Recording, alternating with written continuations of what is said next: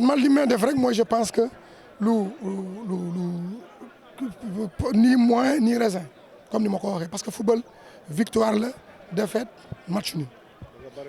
ñun waaw bëri na mais du ma kenn maa bëri le te nga ci sont à 13 matchs nuls. waaw HLM 14 comme ñun.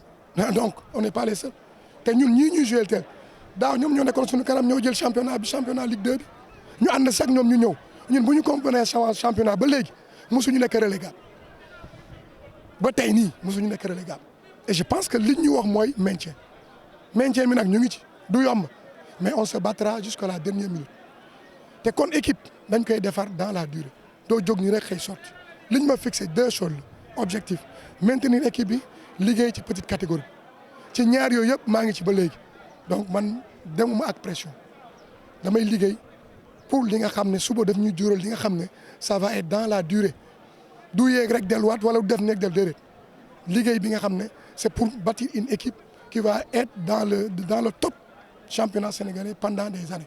Apparemment ce public comprendront mais tu as bien fait d'amener les joueurs. Oui xam nga man li may wax mooy tey public boobu bu ñu doon tàccul démb tey moom moo ñu yuure et c'est normal bu ñu gisee lu leen neexul dañuy wax mais tey ñun suñu devoir mooy expliquer leen pour ñu comprendre explication yi mooy de communiquer moo tax man chaque fois bu ma jëlee micro damay communiquer ñu xam ni maintien la ñuy joué kii ñu joué tey am fi 1 point ñibi moom moo nekk ci ginnaaw depuis début saison ba léegi.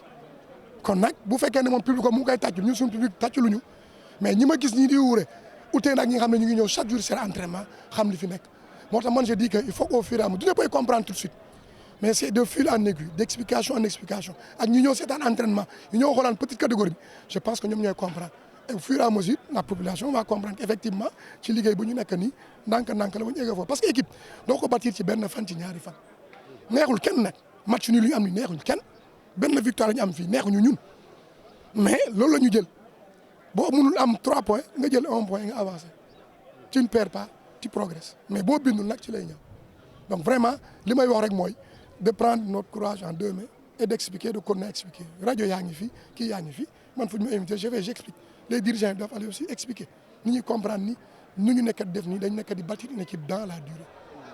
Et qu'est-ce que vous avez fait en tant que coach d'avoir 14 matchs nuls en 20 matchs, en 22 matchs? Mais en fait rien parce que c'est du football. Le sport, soit tu gagnes ou tu perds ou tu fais match nul. Aujourd'hui, on est à notre 14e match nul et 3 victoires, c'est vrai, c'est peu, mais ça fait partie du football. Qu'est-ce qui n'a pas marché?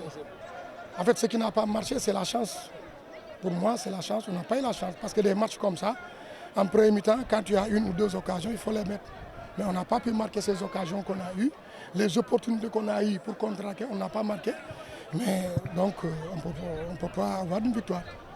Oui, mais vous savez, j'ai dit au départ, quand nous on démarre le championnat, on était dernier parmi les 16 équipes. Cette équipe-là a été première l'année dernière, devant le Stade de Mbour. Aujourd'hui, nous sommes devant cette équipe à 6 points.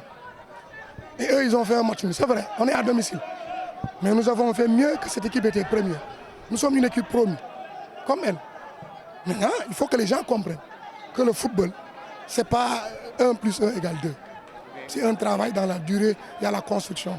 Et nous sommes dans la construction. Ce qu'on nous a demandé, c'est le maintien. On est là-dedans. Depuis le début du championnat, on n'a jamais été relégable. Je pense qu'il faut encourager et permettre aux gens de continuer à travailler.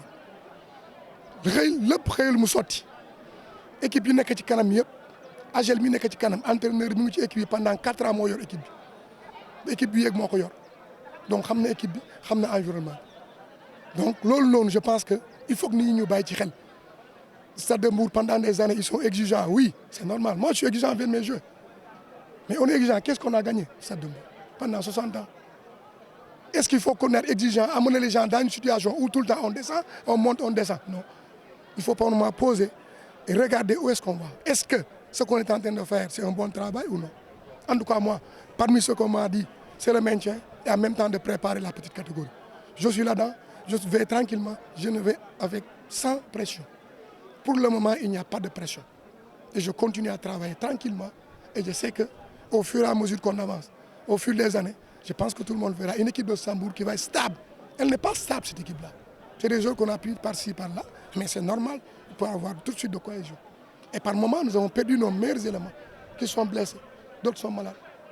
Donc je pense qu'on doit continuer à travailler et que les gens puissent comprendre que c'est dans le travail du moins, dans la durée, qu'on peut bâtir une bonne équipe.